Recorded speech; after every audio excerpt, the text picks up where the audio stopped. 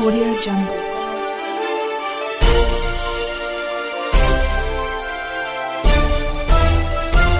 Audio Jungle.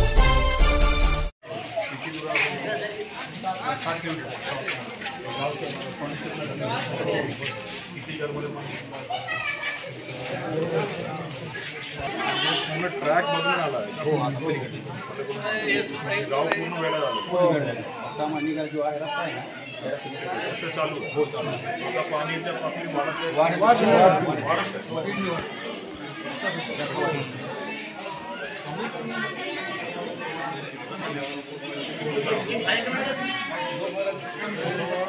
कमी केला तिकडे होणार पण तिकडे कमी झाला इकडे कमी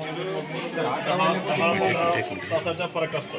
तर 11 वाजल्यापासून पाणी वाढत चाललं सकाळी ते आता जवळपास 11-12 वाजता नंतर पुन्हा रात्री जाते. आता ते 45 नंतर मग ते कमी होत जाईल. थोडाच वेळ लागेल त्याला. आज इकडे मुक्काम करा. तुमच्या व्यवस्था वगैरे बरोबर आहे. जेवण वगैरे कोण देतात? वकील साहेब तुम्ही मेंबर होता का? तर तुमच्या गावाचे किती लोक इकडे शिकला असेल आपण सर्वांना आपण पंचनामा करून पाणीचा तुमच्या खात्यावर टाकू शकतो. म्हणजे फक्त जो घरमध्ये पाणी शिकलं बाकी ठिकाणी करू शकत नाही. आणि शेतीचा पंचनामा आपण लवकर करण्यासाठी सांगितलेलं आहे. त्याच्यासुद्धा त्याप्रमाणे आपण मला लवकर भेटली आणि आधी पाच केला होता. पण आता अजित पवार सरांच्या यामध्ये सुद्धा निर्देशन पण आता वाढून 10 केलं. ठीक आहे. तो सुद्धा तुम्ही जाताना तुम्हाला तोपर्यंत प्रोसेस करायला पाहिजे. तलाठी कोण आहे? पंचनामा वगैरे केला का तुम्ही? पंचनामा करा तुम्ही. 100% आता काही पाण्याच्या पातळी वाढायची आपण तुम्हाला सर्वांना सेफ करण्यासाठी आमचं पूर्ण नियोजन झालं. आपल्या पंचनामामध्ये बघू. ठीक आहे. इकडे चल चल चल चल पट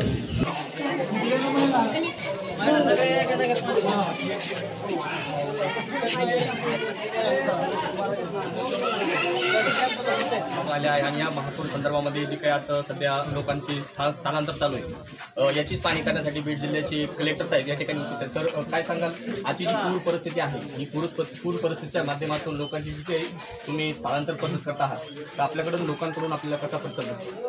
आणि आता काय की जायकवाडीपासून जो डिस्चार्ज चालू आहे आणि मागच्या 2-3 दिवसपासून जो मुसळधार पाऊस बीडमध्ये चालू होता तो त्यामुळे आपण जो गोदावरी नदीकाठावर असलेले लोक आणि सिंदफणा आता सिंदफणाच्या कमी झालेला तर गोदावरी नदीकाठावर असलेल्या लोकांना आपण इकडे शिफ्ट केलेलं आहे. इकडे तालवाड इकडे आता या गावामध्ये मला सगळी 4 ते 5 गावापासून लोकांना आपण शिफ्टिंग केलेलं आहे.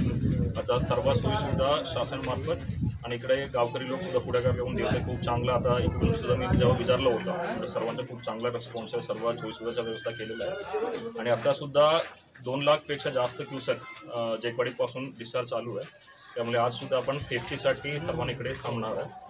उद्या आपण परिस्थितीचे विश्लेषण करून पुढच्या प्रक्रिया करणार आहे. बऱ्याच ठिकाणी अनेक गावांचा संपर्क त्या ठिकाणी तुटला गेला आहे आणि अनेक गावामध्ये लोक हे गावामध्येच आहेत. त्यांना बाहेर काढण्यासाठी प्रशासन तत्परच आहे पण मात्र ते लोकांकडून तसा रिस्पॉन्स भेटत नाही. त्या स्तरावर आपली माध्यमातून लोकांच्या जे तिथून हलवण्यासाठी आपण काय प्रक्रिया करणार? आता सर्वांना असं मी आवाहन करतो की म्हणजे जो धोकेदायक गाव असतात या आता गोदावरीच्या पातळीवर अजून पाणी वाढण्याची शक्यता आहे आणि आज रात्री या पहाटे पाऊस झाला तरीसुद्धा नाल्यामध्ये असलेला पाणी बॅक मारून तरीसुद्धा पूरचा धोका होऊ शकतो.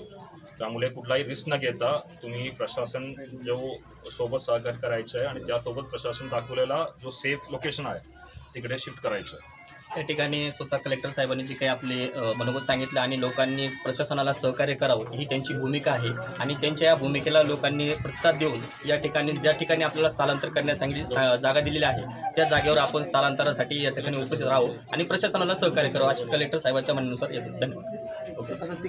बहुजन सैनिक महाराष्ट्र लाईव्हला लाईक करा, शेअर करा, सबस्क्राईब करा आणि बेल आयकॉनवर क्लिक करा.